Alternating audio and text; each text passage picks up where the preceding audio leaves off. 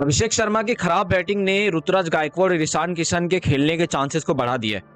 अब आप मेरे से पूछोगे कि यार कैसे खेलने के चांसेस बढ़े, तो देखो दोस्तों, बहुत ज्यादा चांसेस यहाँ पे बढ़ा दिया गया है ईशान किशन और ऋतुराज गायकवाड़ को T20I में खेलने का। और ये मैं इसलिए कह रहा हूँ क्योंकि अभिषेक शर्मा अभी रिसेंट टाइम पे जिस तरीके से फ्लॉप होके निकले हैं, किसी ने ये एक्सपेक्ट नहीं किया था कि अभिषेक शर्मा जो है वो इतना ज्यादा फ्लॉप प्लेयर निकलेगा T20I के अंदर, जबकि उनको इतने कॉन्जिक्यूटिव चांसेस जो है दिए जाएंगे। इससे ना एक बात तो पता चल गई है कि आईपीएल की बेसिस पे ना आप कभी भी किसी प्लेयर को जज नहीं कर सकते, और इंडियन क्रिकेट टीम का प्लेयर तो उसे बना ही नहीं सकते हो। और एक बात और है कि उसको भाई 10-15 मैचेस में मौका तो दे ही नहीं सकते हो। ये मैं इसलिए कह रहा हूं क्योंकि ऋतुराज गायकवाड़ और ईशान किशन को ना इतने मौके नहीं मिले। अगर आप मेरे से पूछते हो ना ऋतुराज गायकवाड़ और ईशान किशन के बारे में, तो मैं आपको बताऊंगा ऋतुराज गायकवाड़ की इनिंग, मतलब अगर आप देखो Ruturaj Gaikwad as a opener, भाई उनकी जो इनिंग रही है वो बहुत ज्यादा इंप्रेसिव रही है। अगर आप देखो तो पावर प्ले के ही रन में करूं, 19 इनिंग में 251 रन उसने पावर प्ले में मारे सिर्फ। ऋतुराज गायकवाड़ की मैं बात कर रहा हूँ, अभिषेक शर्मा के ऊपर भी आता हूँ, ईशान किशन के ऊपर भी आता हूँ, लेकिन गायकवाड़ अगर आप देखो तो 19 इनिंग में 251 रन पावर प्ले में, ठीक है। मिडिल ओवर में ऋतुराज गायकवाड़ ने 11 इनिंग में 228 रन बनाए हैं, और डेथ ओवर में 4 इनिंग में 105 रन बनाए। स्ट्राइक रेट की अगर आप बात करो तो 152, 252 और 112 का स्ट्राइक रेट है, जिसमें उनके बहुत कम जो है वो आउट्स हुए हैं इन सब इनिंग में। तो ओवरऑल देखो, ऋतुराज गायकवाड़ हमेशा से परफॉर्म करने के बावजूद भी जो है उसको ना चांसेस नहीं दिया जाता है। सेम एज ईशान किशन की मैं बात कर रहा हूँ, और ये मैं इसलिए कर रहा हूँ क्योंकि आप अगर देखो, अगर आपको मैं अभिषेक शर्मा की लास्ट 5 इनिंग की जो है यहाँ पे स्कोर दिखाओ, तो आप ना खुद हैरान हो जाओगे कि यार अभिषेक शर्मा ने लास्ट 5 इनिंग में क्या किया है। कभी 7 बॉल में वो 16 रन मार के जाते हैं, कभी 11 में 15 रन, कभी 4 में 4, कभी 8 में 7, कभी 5 में 4। मतलब ये बहुत ही ज्यादा बड़ी सवाल जो है ना वो खड़ा करती है अभिषेक शर्मा की बैटिंग के ऊपर। और इससे एक सवाल और खड़ा होता है बीसीसीआई के मैनेजमेंट के ऊपर कि यार जब एक प्लेयर कॉन्जिक्यूटिव आपके फेल होते जा रहे हैं तो उनको आप इतने चांसेस क्यों दिए जा रहे हो, और जब इनको इतना चांसेस दे रहे हो तो फिर ईशान किशन और ऋतुराज गायकवाड़ जैसे प्लेयरों को चांस क्यों नहीं देते हो।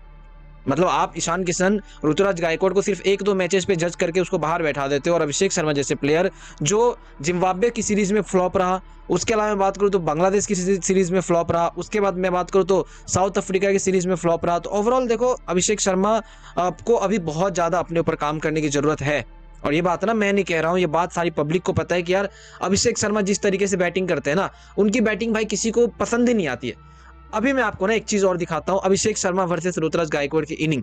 मतलब अगर आप देखो तो ऋतुराज गायकवाड़ के आप पिछले 10 इनिंग उठा के देख लो, उनके स्कोर्स देख लो कितने हैं। 40, 0, 58, 123, 32, 10, 7, 77, 49। ये ऋतुराज गायकवाड़ की पिछले कुछ इनिंग के रन से आप अभिषेक शर्मा के मिला लो, नहीं है। 0, 100, 10, 14, 16, 15, 4, 7, 4, ये अभिषेक शर्मा की यहाँ पे जो है बैटिंग है।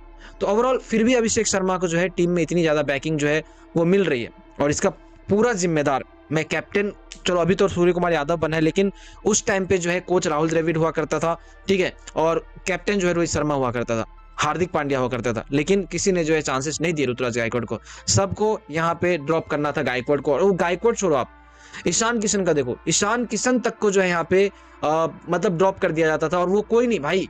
अगर मैं बात करूं तो कोच राहुल द्रविड़ करते थे ईशान किशन और गायकवाड़ जैसे प्लेयर को ड्रॉप। अब इसमें कोच राहुल द्रविड़ को जो है यहाँ पे बुरा नहीं कह रहा हूं, लेकिन एक वो होती है ना यार कि आप जो है बिना बायस होके किसी प्लेयर को चांसेस देते हो। तो जब अभिषेक शर्मा को इतने चांसेस मिल रहे हैं तो ऋतुराज गायकवाड़, ईशान किशन भी जो है वो चांसेस डिजर्व करता है, क्योंकि ईशान किशन का कभी फॉर्म जो है वो गया ही नहीं था, उसको बेमतलब का जो है बैठाया गया था बेंच पे, जिसकी वजह से उसने बीसीसीआई से जो है मुंह मोड़ लिया था, और बीसीसीआई ने उसको पनिशमेंट दिया, जिसकी वजह से अभी तक वो इंडियन क्रिकेट टीम में जो है वापस नहीं आ पाया। तो ओवरऑल देखो, कहीं ना कहीं पॉलिटिक्स जो है वो क्रिकेट बर्बाद कर देती है। आप अगर देखो तो संजू सैमसन का उठा के देख लो, संजू सैमसन जो है वो इतने साल जो है यहाँ पे वेट किया, अब जाके उसको चांसेस दिया जा रहा है। भाई उसके 8 साल बर्बाद कर दिए गए। मैं नहीं चाहता कि गायकवाड़, ईशान किशन जैसे टैलेंटेड प्लेयर का यहाँ पे टैलेंट बर्बाद हो और उसके ईयर्स जो है बर्बाद हो। बाकी अभिषेक शर्मा की बात है तो देखो, अभिषेक शर्मा को यहाँ पे और जो है चांसेस मिलेंगे, लेकिन उनको अपनी बैटिंग पे और जो है फोकस करना चाहिए, क्योंकि उनको हर बॉल पे जो है सिर्फ 6 और 4 दिखते हैं, जो कि मॉडर्न क्रिकेट में भी उतना पॉसिबल नहीं है। आपको 6-4 मारने के लिए भी सही टाइमिंग का वेट करना पड़ता है, जो कि अभिषेक शर्मा जो है वो लैक ऑफ टाइमिंग जो है वो दिखा रहे हैं। बाकी देखो दोस्तों, कल इंडिया जो है साउथ अफ्रीका से हार गई। 11 कॉन्जिक्यूटिव विन के बाद इंडिया जो है हार गई है।